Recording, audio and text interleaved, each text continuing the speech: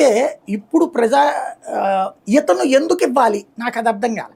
వీళ్ళు పేర్ని నాని ఈ ఇచ్చాడు ఇట్లాంటివి అంటున్నారు కదా, ఎందుకు ఇవ్వాలనేది నాకు అర్థం కాల. ఎందుకంటే వీళ్ళకి ఆల్రెడీ ఇండివిజువల్ హౌసెసే కదా, ఇండివిజువల్ స్థలాలే కదా. రాష్ట్ర వ్యాప్తంగా జగనన్న కాలనీలు ఎన్ని కావాలంటే అన్ని, లోకల్ ఎమ్మెల్యే ఎన్ని అడిగితే అన్ని కదా. ఇంకోటి అసలు దాంట్లో వివక్ష చూపెట్టడానికి కూడా లేదు కదా.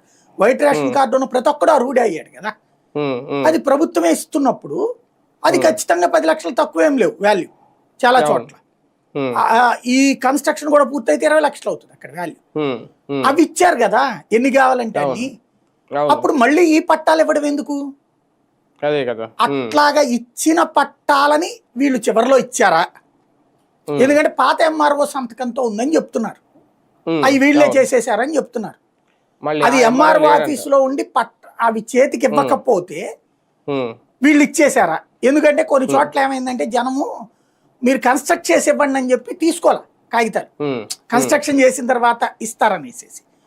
అయితే ఈ లోపు కన్స్ట్రక్షన్ అవ్వాల. ఎందుకని ప్రభుత్వంగా ఆ టెండర్లు పిలిస్తే ఆ డబ్బులకి ఎవడు కట్టడానికి రాల.